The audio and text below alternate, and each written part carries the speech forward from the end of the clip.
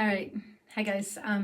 This is for those of you who are looking for a gentle way to exfoliate your skin, but don't want to use chemical exfoliants or harsh exfoliants, physical, manual scrubs, and things like that. Those can be very, very, very harsh on the skin. So I like a washcloth. You guys know that I'm just a washcloth junkie.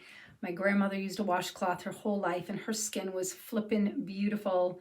She died at 104 and literally died in her sleep too. Go figure, right? She didn't even die of any disease. She didn't even have any disease. She just had old age. Her heart got tired. Her body just basically fell asleep, and that was it.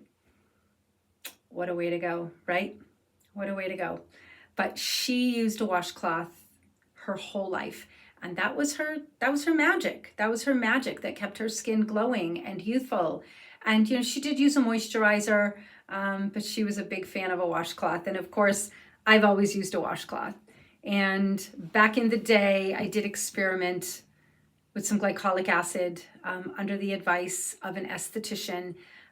It burned my skin very, very badly. I ended up with severe chemical burns on my skin, and I was using it completely as directed. I wasn't using it too much. I wasn't using it excessively. I was following the instructions to a T, and it absolutely destroyed my skin, and it took a very long time to heal. I actually thought I wasn't going to be able to heal it. I thought I was going to have scars on my face. That is how bad it was.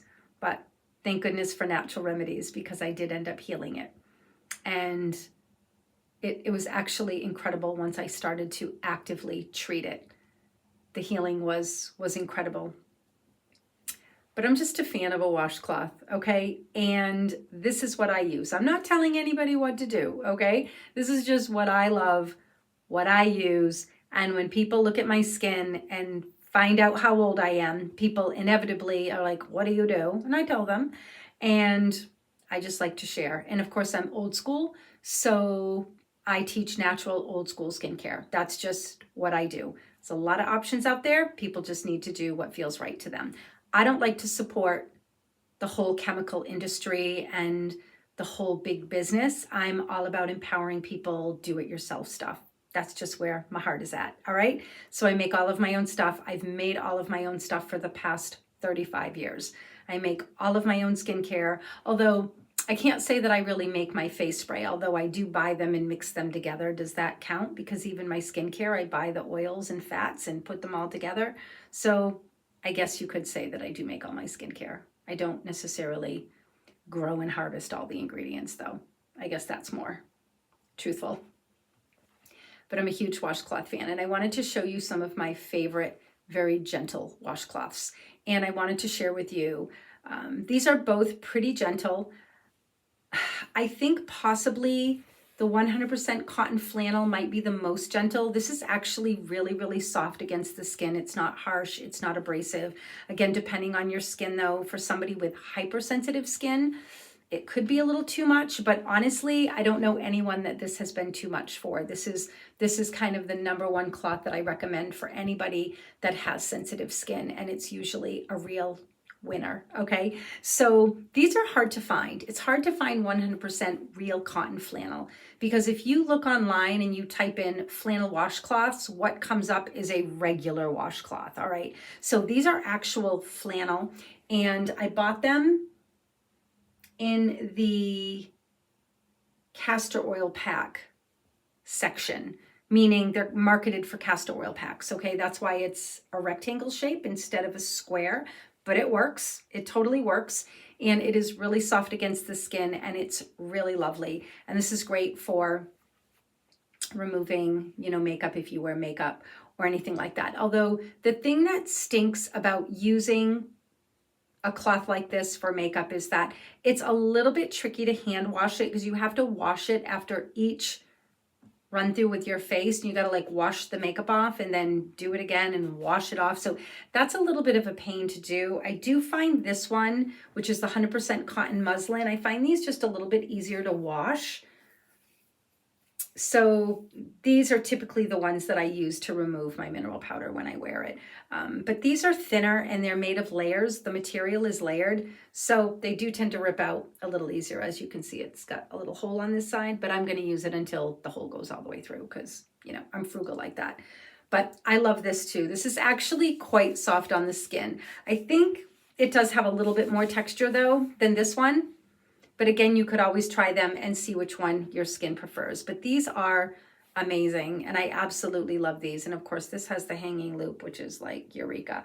And I'm going to post a link to the most recent pack that I bought, but honestly, I don't know if that has the hanging loop because these are old. I've had this particular cloth from the pack that I bought like many years ago. So I don't think it's the same one that I'll post the link for, just so you know. So you might want to ask the question if it contains the hanging loop. But these come in a big pack. So these actually end up being a really good deal. I can't remember how many I bought, but it's like a big pack of them for a pretty decent price. So these are lovely as well. And then of course I do have some other cloths that I really love, but they do have a little bit more texture and you have to be more careful using them because they are going to exfoliate the skin a little bit more. And even though they work great for me and I absolutely love them, I use these more often because they are more gentle. And then those, they're hanging up on the door, those I reserve just maybe like a couple of times a week. And I do have 100% cotton crocheted cloth that I love. It's crocheted cotton and I do use them quite frequently. And those actually are pretty gentle on my skin, but they do have a bit of texture. So if you use a heavy hand, you can use them too aggressively, but I don't. I use a very light hand in just circular motions and it works great for me. And I never have any signs of redness, sensitivity, irritation. I never get that waxy, shiny look. So I don't get any signs that I'm over exfoliating. So again, you really have to know your skin. Some people can exfoliate a little more often than others, but it's always really best to err on the side of less and err on the side of caution, okay? I'm a big fan of less is more. Do the least amount that your skin needs, the least amount, not the most, but the least, and to treat your skin as gently as you possibly can. That's always my suggestion. And of course, after you use a cloth, you really want to go in and really lube your skin up. And whenever you're exfoliating, you do want to make sure that you are wearing a sunscreen, and that really should be non-negotiable, okay? Because you're removing some of that outer layer. And I personally only will use a very clean zinc formula. I actually love the Badger. I use the baby sunscreen, which has Roman chamomile and calendula in it. That's just my favorite one. I love it. I love the way it feels on my face. It doesn't leave a white cast on my skin. It has a good amount of protection, and zinc is so healing for the skin. You can actually use that at night as a night cream as well. I also use the Boudreaux's butt paste. It has a lot of zinc in it. That is a much richer, thicker formula though, and it doesn't rub in as well. I use the maximum strength one, which does contain balsam of Peru, which can be a sensitizer for some people. So that's an ingredient you would need to patch test. I do use that sometimes, and then they have a sensitive skin formula one that doesn't contain the balsam of Peru, but it also doesn't contain as much zinc. But neither one of those rub in great. Those definitely leave more of a white cast, whereas the Badger sunscreen, it is specifically a sunscreen, does not leave a white cast. The other one is not a sunscreen, it's a diaper cream, but it's tried and true. It works really good for one, but I'm not telling you to use it for that. I'm just saying it's really great for healing the skin. So if you are going to exfoliate at night, you can go in with a zinc balm at night too. It's going to help to mitigate if there's any inflammation or any, mild damage that you've done to your skin. It's going to help it to heal faster. So that's a great thing to do as well.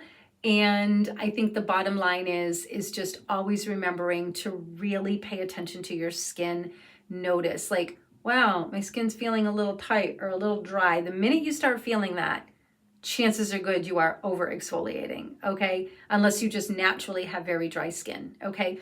I think the big misconception is people think that if they exfoliate more, it's going to be better, but it's actually not. It does the complete opposite of what you want it to do. All right. So it's really striking that very fine balance. All right. So this is just what I like. This is what I like to do. Okay. Again, people got to do their own thing. I am just not involved in the dermatology aesthetic world. That's just not, I don't align with it. I'm just not interested in it.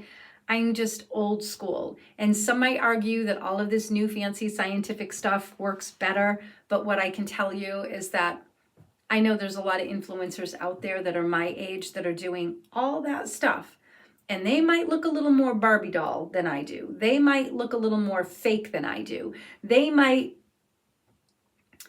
appear to look younger than I do. But what I can honestly say is at the end of the day, I'm not convinced that they actually look better. Okay. So I'm not interested in chasing youth, and I'm not interested in having skin of a baby. Like, I've been there, right? It's like I am getting older, and I'm just trying to work within the, kind of within that space of allowing nature to just do its thing as I age, but also to do things to just overall enhance and support the things that I want.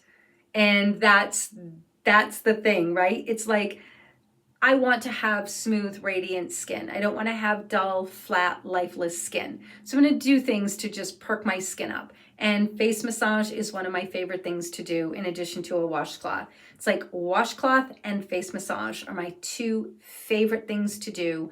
And of course, my skincare, which is amazing, leaves my skin feeling and looking truly amazing. And I've never used anything on my skin that has left my skin feeling as good as the stuff that I make. And I've experimented with things in the past. I haven't used any modern stuff in years, but in the past I have, and I know things have come a long way. Okay, I know products have come a long way, but I'm not going to use them because a lot of those chemicals get into your skin, into your body, into your blood, into your organs, and into your tissues. And a lot of them are kind of sketchy, and there's lots of concern around some of these ingredients. And I'm not convinced that people who are in the industry tell you it's safe. I'm not convinced that that's true, okay? Because anybody that is invested is not going to tell you the truth, and they're not going to look for the truth if it's going to harm their business or harm their industry. And the people funding these studies, okay, are not just, Joe Schmoes on the street. These are always people with vested interests. So I'm not really interested in all of these studies that show, oh, this is safe. Oh, this is safe. Oh, this is safe. Really? Who funded that study? Nah, I'm not convinced. I'm just not convinced. So again, I'm just not comfortable with it. Now, natural ingredients, there are chemicals in natural things that get into your skin and into your body as well. But these things are food. They're food grade. Everything that I put on my body is food grade, which means it's edible. I could eat it. So I'm not super concerned about that. So that's just where I'm at. Okay, again, I don't preach to people. This is just what I do. But what I can tell you is I don't use scrubs on my face. I don't use anything that's aggressive. This is the most aggressive thing that I do to my skin. Okay, I do have a really soft brush that I like to use from time to time, but it is super soft. It's like a dense makeup brush. It's not a harsh brush. It's not one of those things that you do the face brushing. I would never do that to my skin. Those are way too harsh for the skin. They can definitely leave micro tears in your skin. So I absolutely don't do that. I did recently, I'm pointing over there because it's over there. I did recently buy one of those lymphatic sculpting brushes. If you see the advertisements, it shows them like, whatever. It's not going to sculpt your face. But what I'm saying is, well, I don't know, maybe over time, I don't know, helps to move fascia and lymphatic fluid and all of that. I don't really know. But and I did try it and I did like it, and it's soft, but I don't have one of those magnifying mirrors or a microscope where I can actually see if it's doing any damage to my skin. It felt good. My skin was quite rosy when I was done. I put my stuff on. It was great. It was fine. I got up this morning. My skin's not irritated. It's not red. It doesn't feel more dry. It doesn't feel, waxy. It doesn't look shiny. I mean, I think my skin did okay with it. Again, it's hard for me to tell if there's any microscopic stuff happening. It's the same thing with a washcloth. Like I can't really tell, but what I do know is that I don't have any symptoms or signs that I'm overdoing it. And one of the things that I tell people too is that you can always use your hands. Just because, you know, there's all these things out there doesn't mean we have to use them. We have our hands, and just the friction of massaging your face with some oil can definitely help to loosen up and help that dry, dead stuff let go without ripping up any of the stuff that is adhered. Okay, so that facial massage is great, and it increases circulation, and it just creates, you know, movement and life for the skin, and it helps to move fluids, and it just gets everything to work better. So that's always an option too, and that's like the 15-minute oil massage that you see. You don't have to do the full 15 minutes, but it's just that repetitive motion and friction that really can help exfoliate the skin in a more gentle way. But again, if you're prone to rosacea or you have hypersensitive skin, it can definitely trigger lots of redness in the skin. It can cause a histamine reaction and, you know, all of that. So you need to be careful, and you need to just go slow. Like maybe you could try a 3-minute face massage, or even a 1-minute face massage, and then try 3 minutes, 5 minutes, 6 minutes, 8 minutes, you know, and just see what your skin tolerates. And that's always a nice way to approach it. So there's a lot of different ways to approach it. And I know that my channel doesn't appeal to most people. Most people are into the latest and the greatest stuff, but you get to be my age and you look back and you realize that all of the latest and greatest stuff always ends up having a negative legacy attached to it. Always, no exceptions, okay? You just get to be my age and you start to see that everything that they promote is the latest and greatest, as this is new, we've advanced it, and this is so safe. That hasn't been the truth ever. And I really don't think it ever will be the truth, because it's all one big science experiment. It's really all it is. It's just one big science experiment. So I'm sticking with what my grandmother did, all right? Signing out.